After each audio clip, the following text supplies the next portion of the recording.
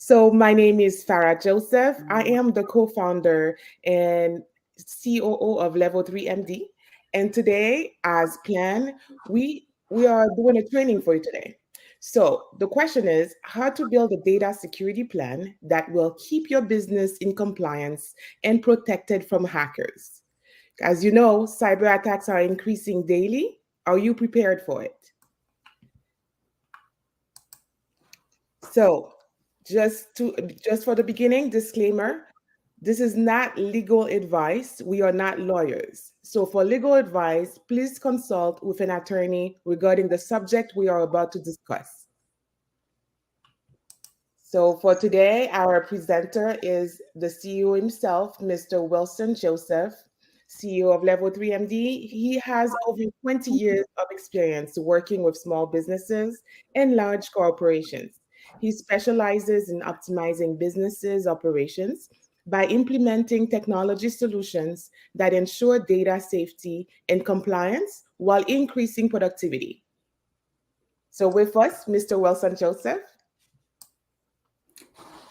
Thank you, Farah. Thank you for the introduction, and welcome everyone who joined us today.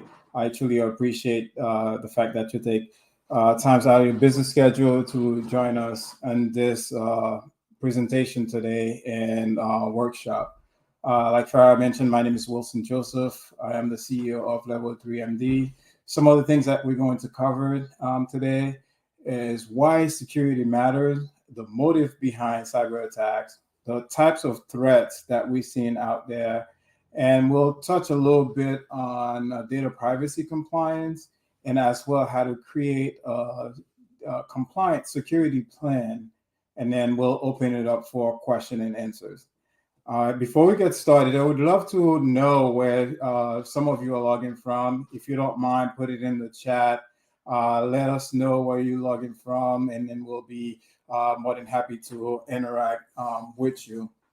Also, before I get started, if you have any questions or comments, we'd love to hear from you. Put them in the chat, and we'll try our best to answer those during our training session or after in the Q&A session. We'll be more than happy to give you some advice, right?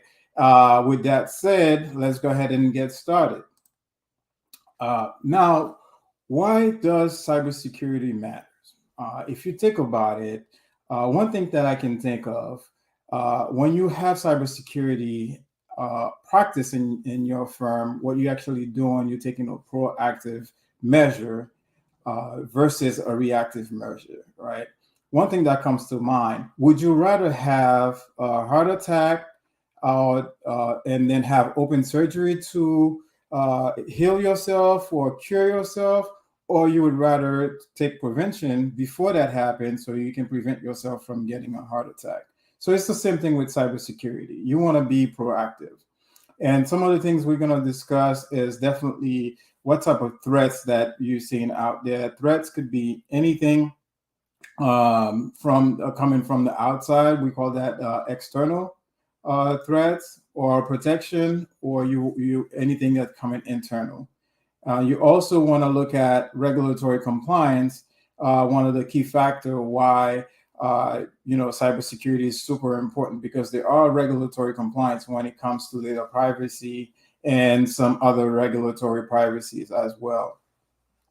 And it's important because of business continuity. You want to have a plan in place in the event something that happens, that you still can function, you still can, have billable hours, you still can conduct your business versus you have nothing to do where your system is completely shut down. And from what we've seen, based on the savings and value that a proactive cybersecurity has, it's a great way to definitely run your business. And again, it's important because your clients demand that from you. You're putting your trust and reputation on the line when you decide to take somebody's sensitive information in order for you to provide them a service, right? One of the questions that I get is a lot of small businesses that I work with, they always say, I'm too small to get hacked. and reality is you are not too small to get hacked. You are too small to make the news, or the impact of a breach from a large corporation versus what you have may be a little bit different, but you are not immune from the regulatory compliance. No one is above the law, regardless of your size. So that's why I want to know cybersecurity is super important. And the last time I checked, based on the statistics, for a small business, it costs about $40,000 per incident, right? That's not counting all the different things that you have to do, from forensics, from hiring an expert, and all that, from providing credit monitoring solutions for your end clients, and it goes on and on. So these are some of the things why cybersecurity is super important. And the motives behind cyber crime, if you think about it, 70% of the crimes are triggered by an outsider, which is an outside threat. And 55% of the attacks are organized crime, right? So people out there are being malicious.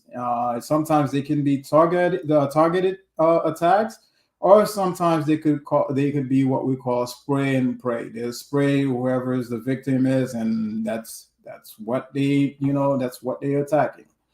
And again, it's the financial gain. The cyber crime is a 70 plus, or last time I checked, it's a multi-billion-dollar industry, right? And the second thing, for the motive, is disruption. Sometimes people just may want to disrupt your productivity, or tamper with some sensitive information that you have on your system, or even your system integrity, right? And also the other motives are scammers. Scammers are out there. I don't know if you ever receive a text message or an email or a phone call that says, "Hey, I've won the lottery. For me to give you $2 million, please wire me $550, and then we'll get you $2 million." So in the past, I received this call. I was like, well, if you're going to send me $2 million, why don't you just deduct the $500 from the $2 million you're going to send me, and then you can keep the rest.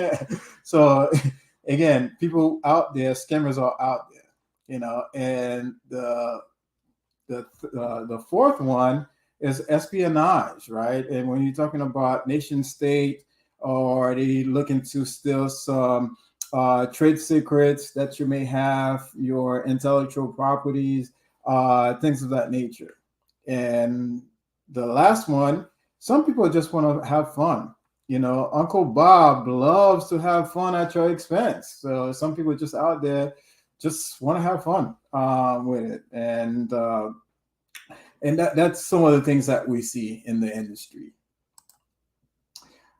Okay, now let's switch it up a little bit. Let's talk about some of the top threats that we have seen in the industry, and talk a little bit about what are they, right? The first one is business email compromise. The reason why I put that as the number one threat, because this is where a malicious actor compromises your organization's email, right? And then they watch your behavior to see who you're emailing, what invoices you are paying, who's your supplier, what are the things that you are doing. And then once they have enough information about you, knowing who your suppliers are, then what they try to do, they'll try to send you a fake invoice where it's gonna look like it's coming from your suppliers. And then you're going to pay that invoice, and that money is gone.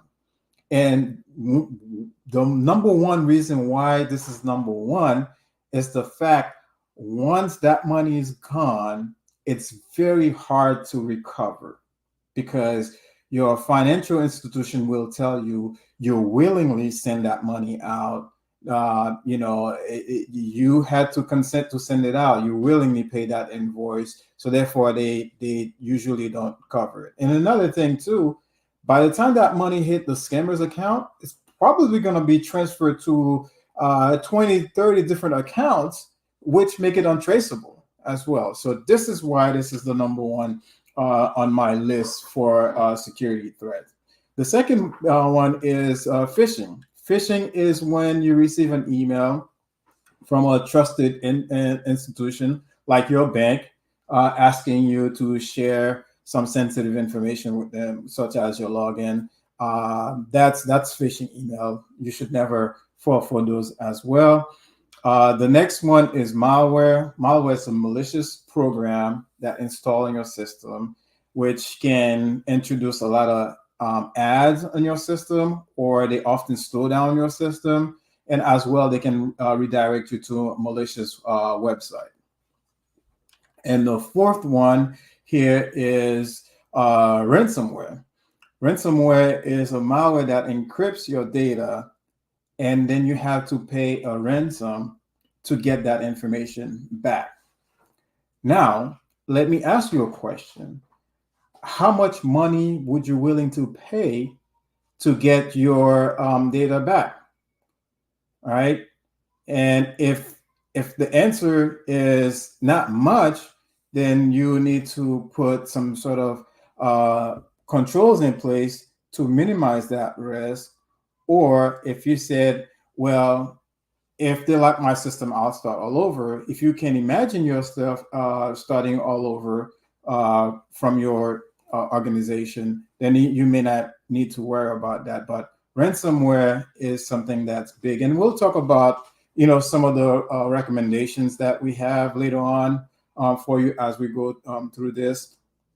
And the next one that we see is social engineering. Social engineering is people just finding information about you. They scraping the web. They're looking at where you go to school, who's what family member you have, the name of your daughter, what's her birth date, and then they use all that information to contact you and build some sort of rapport where they can manipulate that information for you to take the type of action that they want you to take, right? And the next one is identity theft, right? Identity theft is used because people use that to commit fraud, financial frauds, and things of that nature. And last but not least on my list here is data breaches, which we'll talk about a lot, especially if you're in an industry that has strict requirements when it comes to data compliance. Like if you are in the healthcare industry, if you're in the if you are in the financial services industry, and we've seen a lot of attacks along along those industries. As well, if you hold a lot of personal information, right, for your clients. So we work with a lot of lawyers. Lawyers have tons of sensitive information that they need to protect. Not only that, they have an ethical obligation to protect that information from a client attorney privilege standpoint. So you want to make sure you know these things so you can build the proper security program, as we'll discuss a little bit later. And the next thing that I want to touch on a little bit is data privacy compliance. One of the first one at the federal level that deals with consumers' private and consumer sensitive information is the Gramm-Leach-Bliley Act of that passed. This is an old one. This is about 20 plus years. Just recently, a component of that, which was the FTC safeguard rules, that we'll talk a little bit much more about, that talks about protecting people's private sensitive information, as well as we have the HIPAA.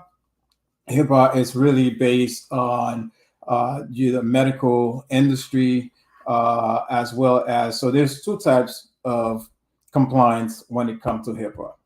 either you're going to be a covered entity, meaning that you are a service provider, or you're going to be what we call a business associate, meaning that you are a service provider that's providing service to the covered entity. For example, us here at Level 3 MD, we have to comply with HIPAA regulatory compliance because we deal with clients that's in the medical space. So we are technically what we call a business associate. And the third one is the Stop Hacks and Improve Electronic Data Security Act. It's SHIELDS, and that is specifically to the state of New York. So the state of New York, they were fed up. A lot of crimes were happening, a lot of cyber hacks, and they said they're going to put something in place to protect the residents and citizens of New York, to protect the residents of New York. And it's the same thing with California, right? And they have the same types of compliance that you need to comply. So for example, if I ask you, do you know what data compliance that applies to your business? Would you be able to tell me that? Could it be one? Could it be two? Could it be three? And it's important to know that information because once something happened in the event you get into a breach, you may subject to multiple fines from this specific bodies of regulatory bodies, right? So, for example, if you're dealing with medical records, then you have a client in New York, you have clients in California, and those records get breached, then right there you're subject to three different regulatory compliance. Then you may get fined from all of them. So it's super important to be in compliance.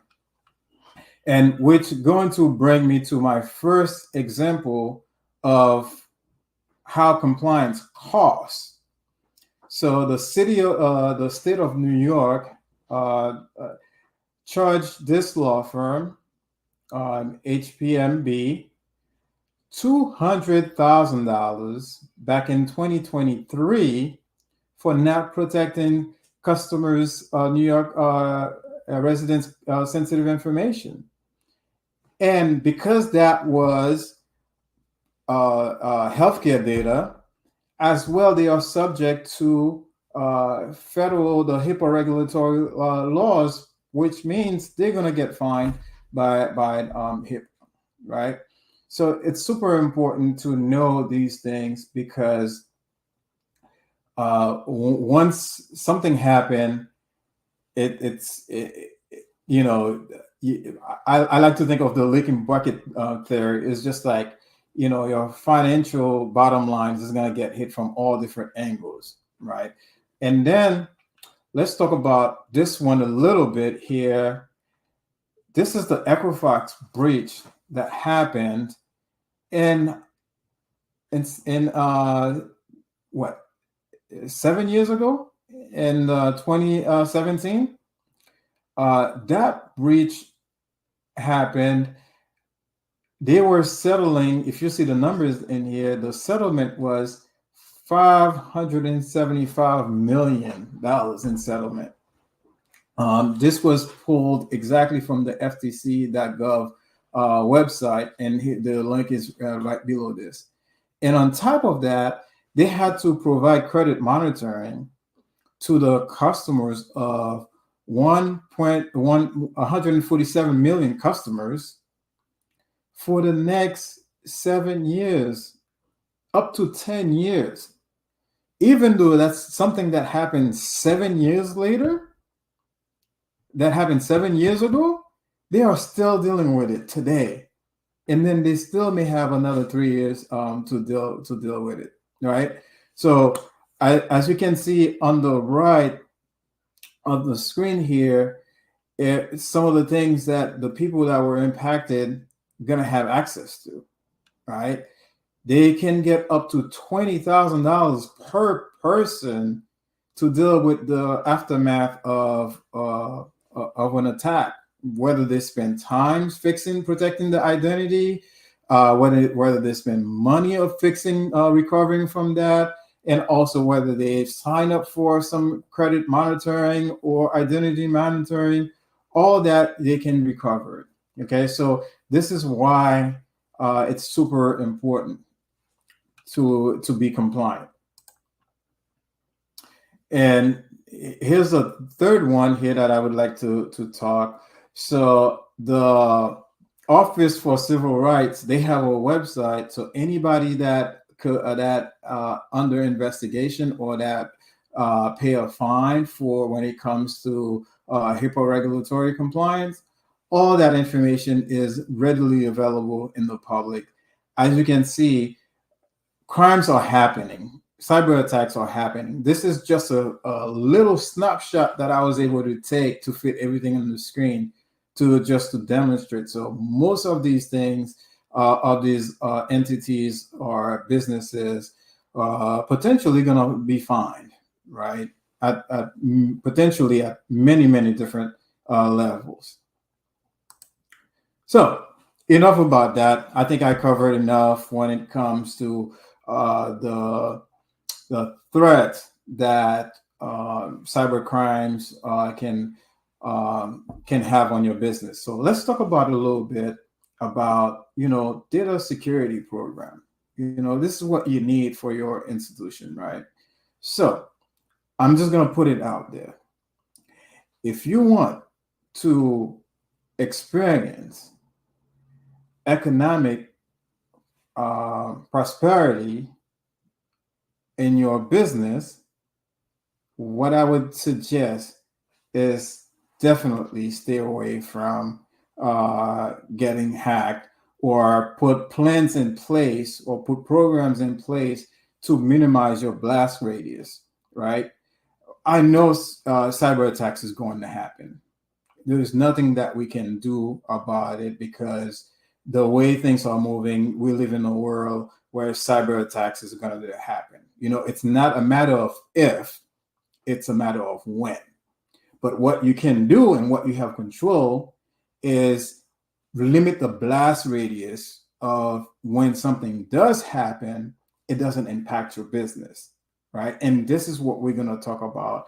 And we're going to cover that in details. And then we're also going to do it in a way that will allow you to comply with regulatory compliance, because these are the steps that I'm going to walk you through, or the recommendations that I'm going to make.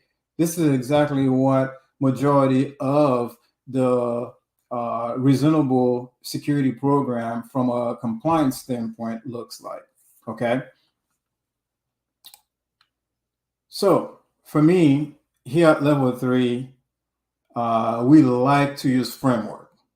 So the framework that I've used is PPTD+I. Very important, PPTD+I. And I'm going to explain that.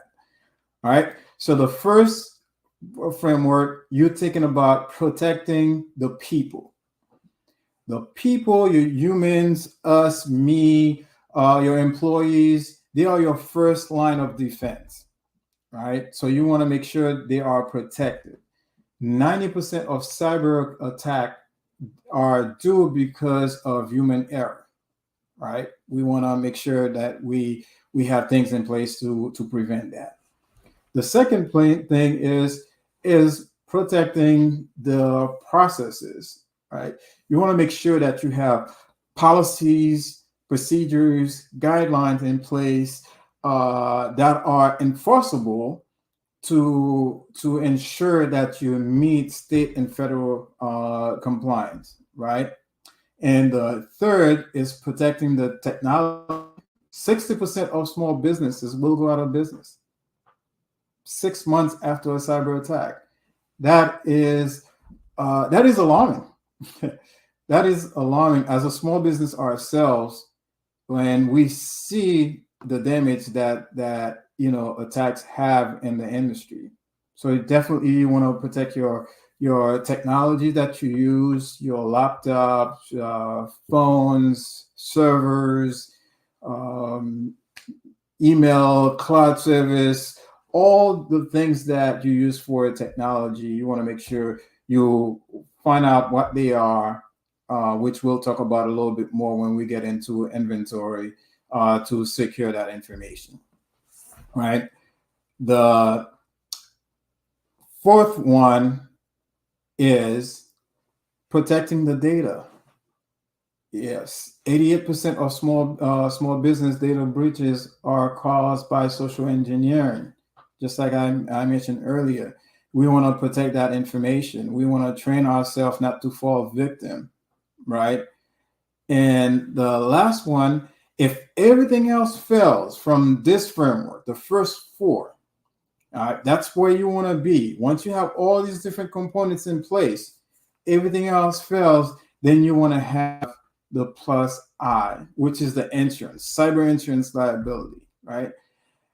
I wish you never have to use this, but just in case everything else fails, that's what you need to have in place. And then this framework, this is what a true risk management looks like when it comes to information technology and information security, right? This is the framework that we adapt for all of our clients here at Level 3 MD. And this is something that you should be thinking about as well, this approach. And now, what does it take to really have what I call a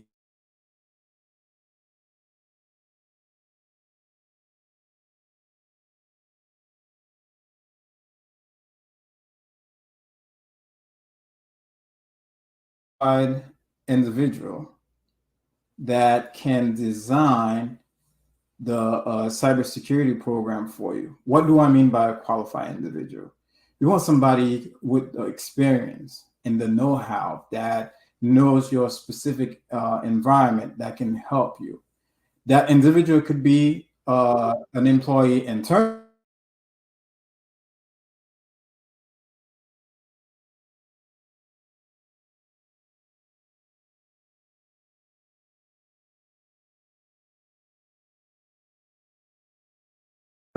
Right?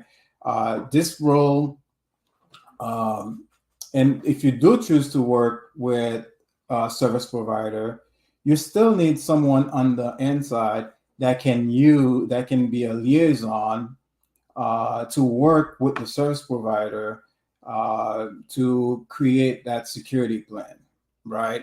It's a partnership. That person could be the CEO of your firm, the CFO, COO, any executive that you're working with. And through this partnership between the qualified individual or the service provider, it will ensure that you have a security program in place that can be implemented and that can be enforced. Okay.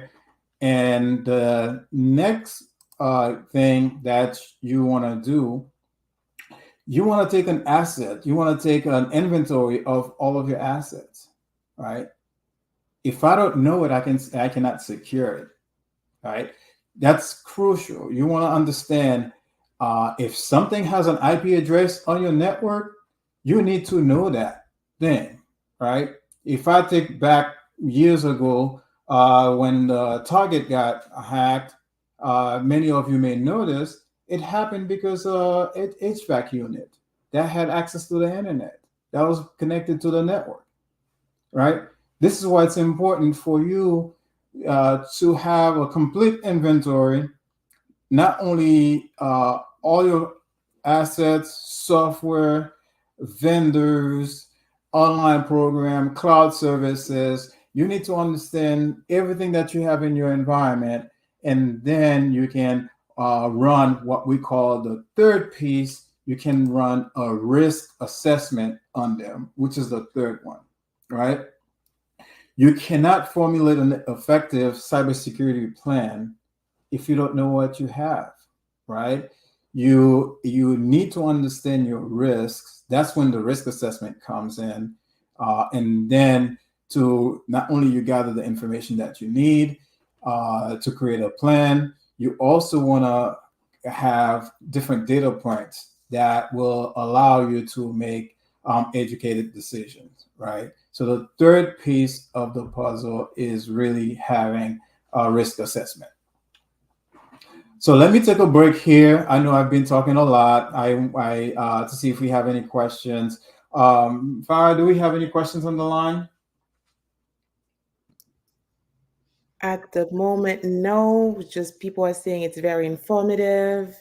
Keep going. So for now, well, one question. Let me see. One question, maybe. What are the most common threats to data privacy today? And how can organizations effectively mitigate these risks? Since you're talking about risk. Yeah, so yeah, that's a great question. Thank you for a person who asked this question. So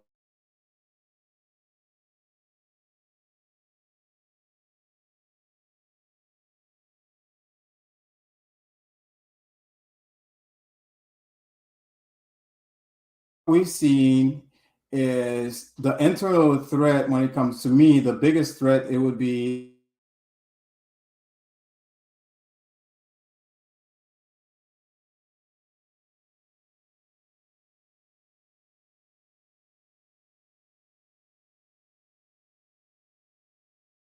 and why is it the biggest threat? Because your staff, they already passed your security barrier. They are a trusted entity. So that's why it's big. It's the most top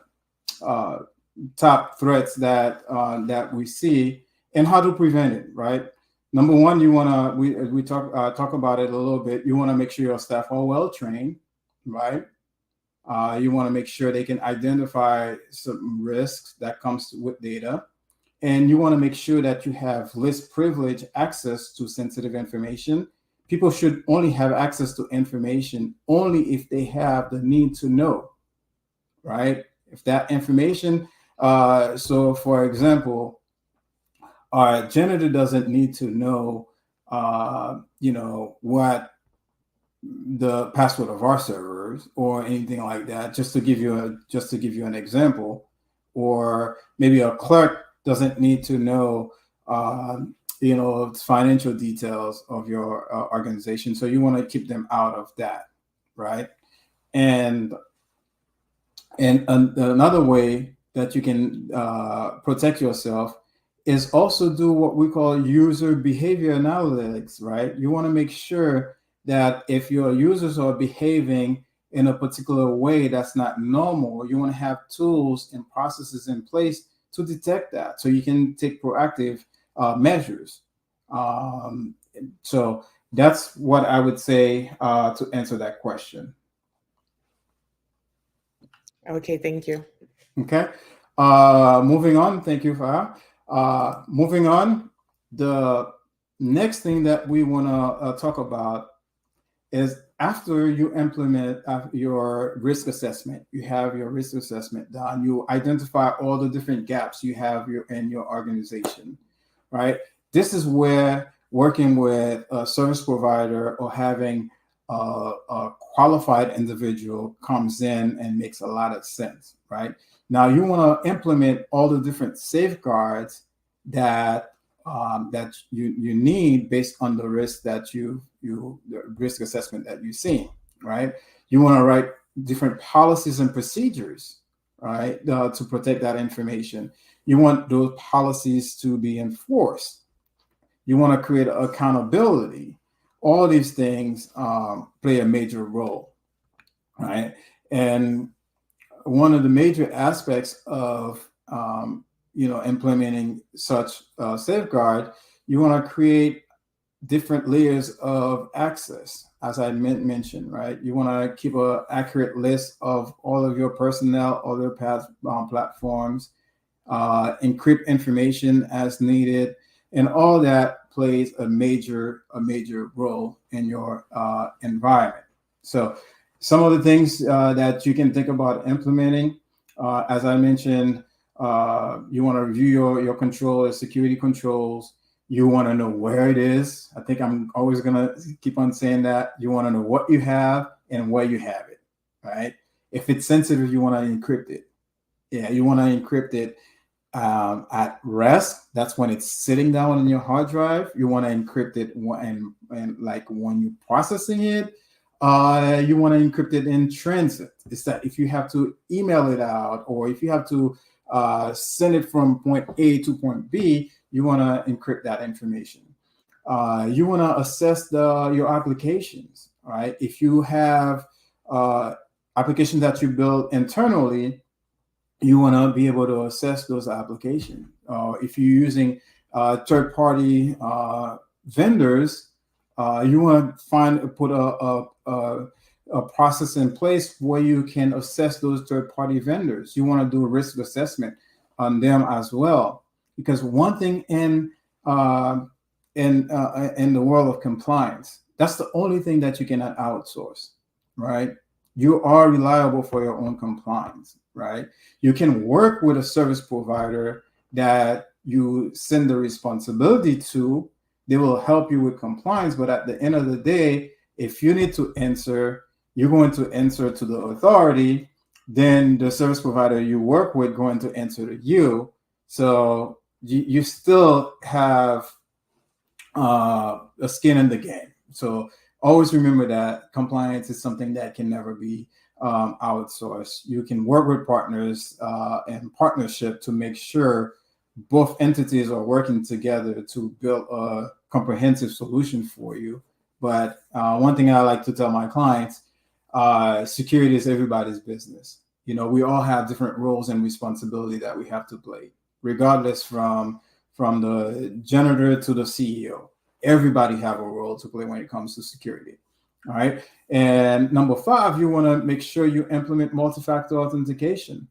I remember I read a stat from Microsoft a few years ago. 90% of cybersecurity breaches can be avoided by just implementing multi-factor authentication. Yeah, I know sometimes people say, you know what, it's an inconvenient for me to spend, 5 seconds, look at my phone, get a code, and then to enter it, or, to receive a text message, to get an email. It's a small price to pay based on based on the risk, right? So always remember, implement multi-factor authentication wherever is possible. Next thing we want to talk about, we want to look at putting a retention policy in place to dispose your customers' information that you have no business use case for anymore. So we've seen customers keeping clients' information for 10, 15 years when they're only required to keep that information for 7, right? So the residual risk that you're carrying for that client when they're no longer paying you money, it's long. So if you don't have the need, the business use case for it, or the regulatory compliance that you have to comply with to keep that information, get rid of it, right? And the next thing you also want to do, you want to anticipate change in your environment, and then you want to evaluate those changes. You want to put things in place. Like, for example, a new company employee leave your organization. You should have an offboarding process, anticipate what that employee had access to, and make sure that you can revoke all the accesses, right? If somebody comes in, you want to make sure that person is up to speed when it comes to your security protocols. Or if you change a server, you want to make sure that server have the right security patches on. You change your laptop. So security is always moving, always changing. You're always evaluating your network, your systems, your employees, your processes. It's an ongoing thing, right? And then the last that I'm going to talk about when it comes to that, very important to implement here, is you want to have a log of authorized access. Like when users access a system, you want to have a log. You want to know what they did, what activities, that are being done. If there are malicious, you want to check for that, and you want to keep your eyes out for unauthorized access as well, and then take appropriate action. So that is this aspects for implementing the required safeguard. And the next one that we want to talk about is monitoring. Monitoring and tests. You want to monitor your environment in real time, continuous monitoring. You want to make sure that if an attempt happened for an attack, or you want to be there, you want to have eyes on screens, hands on keyboard to be able to determine if something going on at 2 a.m. You want to be able to detect those things, because cyber criminals, they don't sleep. So you always want to continuous monitoring and testing your security safeguards. Again, I don't know if I can say this enough. Train your staff. Your staff is your first line of defense. Your first line of defense. Train yourself, train your staff. Your information security program is only going to be as effective as your list of vigilant staff members, right? Because all it takes is one click. One click. That's all it takes. One click for somebody to click on a malicious link, and then your whole entire network is encrypted, right? So that's one of the biggest thing. Always train your staff.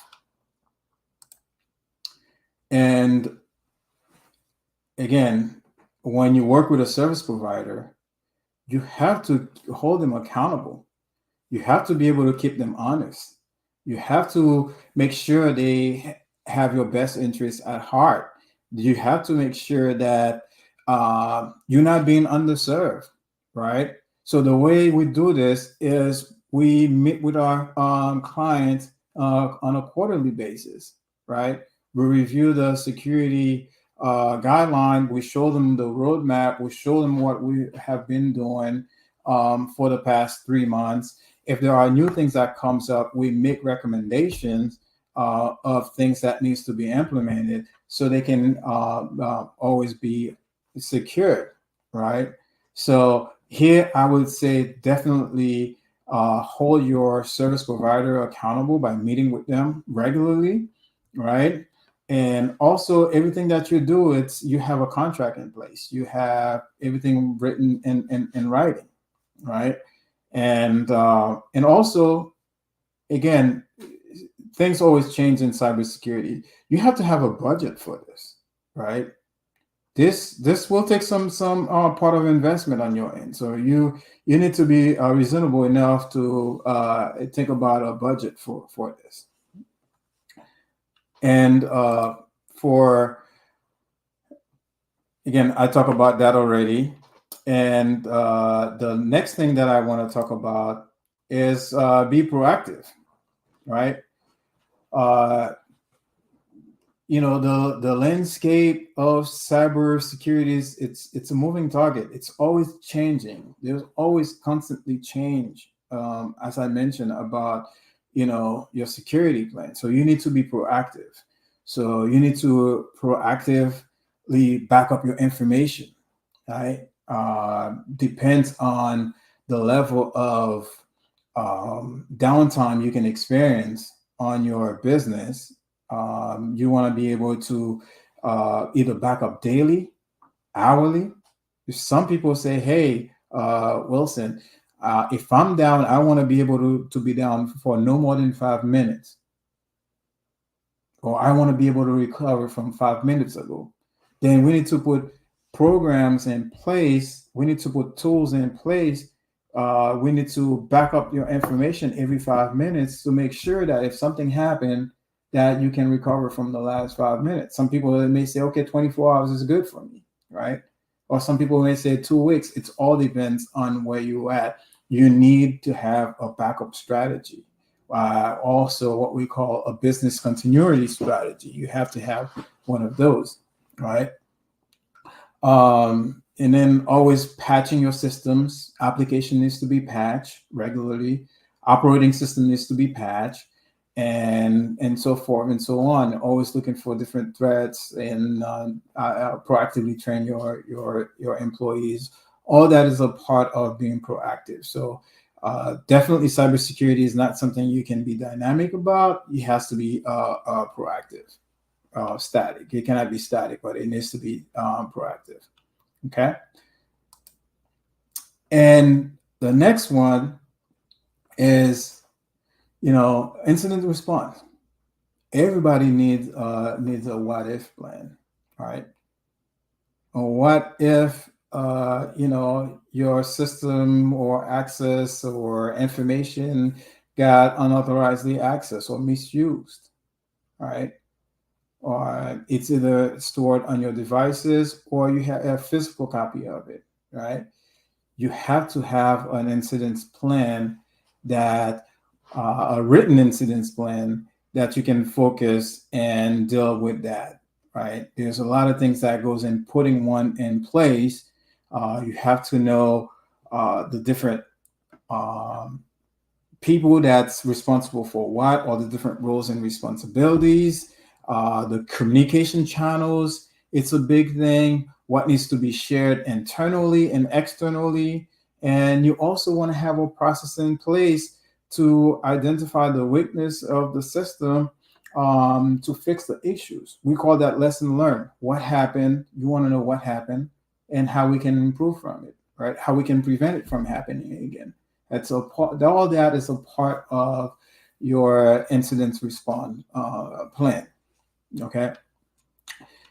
And in the last but not least is report. You want to be able to reporting your qualified individual or service provider must report regularly. That's why we meet with our clients, for those who opt in to meet with us quarterly, right? And you would, if you have a board or a governing body, you need to know the overall risk of your environment. You need to know your security posture, right? This is what the report do to you. You need to be able to say, okay, then I'm going to be strategic about this. If I know here's the roadmap for the next 3 months, here's my qualified individuals is recommending, here's what my service providers recommending, and here are the justifications for them, then you need to have that information to make educated decision to move your business forward, to help you minimize your risk and exposure, right? Okay. And I know I said a lot. I covered a lot for almost an hour. So let's say you say, you know what, Wilson, this is too much for me, and you like us to help you out with this. Hey, have a conversation with us. It's about a 15 minutes conversation, right? We'll learn about your business. You'll learn about us, and then we'll determine if we're a good fit to work together, right? And then from there, we can create a plan to see if that works for you. We can start the process of having conversation. All it takes is just an honest conversation to know where you at and where you want to go and how much risk do you have and what you're willing to lose. It all starts with a 15-minute conversation with us. With that said, I'm going to leave this up here, and Farah will also put the link in the chat. Book a 15 minutes call with us, and then let's have a discussion. Our calendars get filled up very quickly, usually around when we do these live training. So don't wait. Every minute you are at risk. So be proactive on that as well. With that said, I'm gonna open it up for the next 10 minutes to answer some questions. Farah, do we have any questions?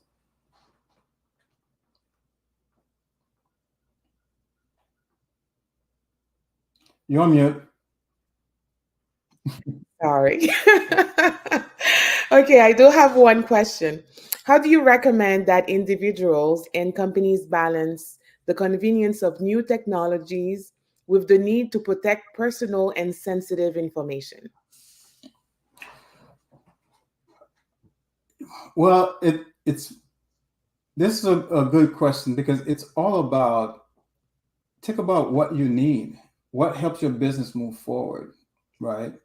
It's not every new shiny tool is going to be a good fit, right?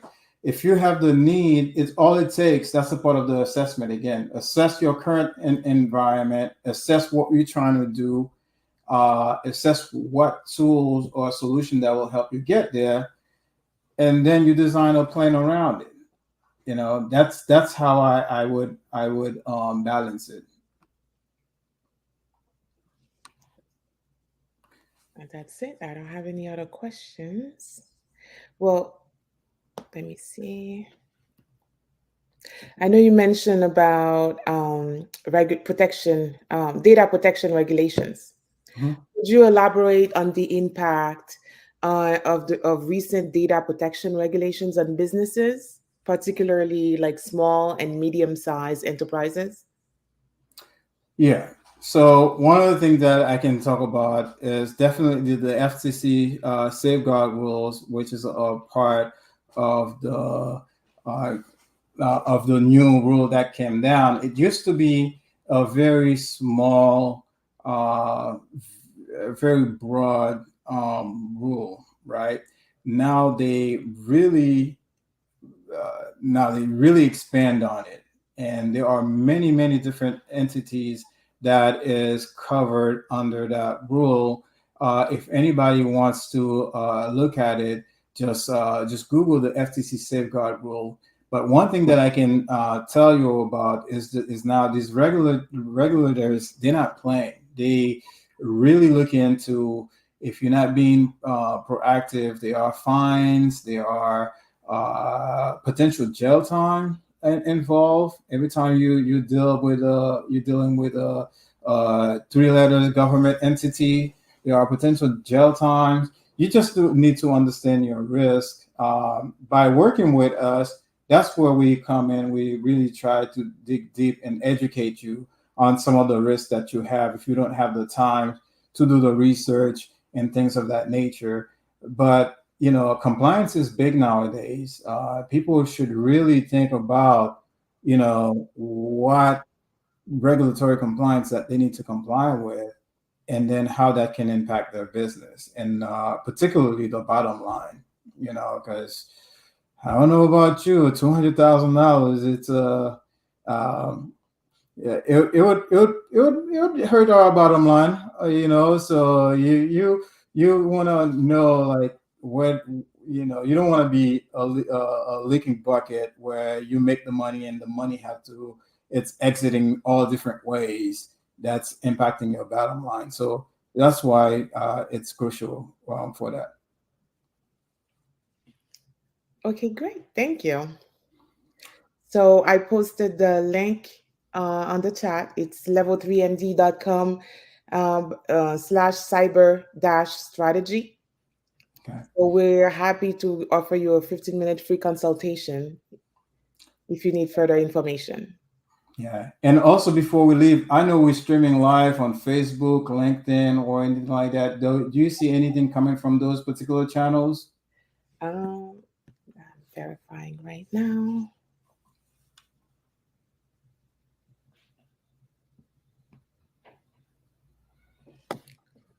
No, not on LinkedIn. From those particular? No. Okay.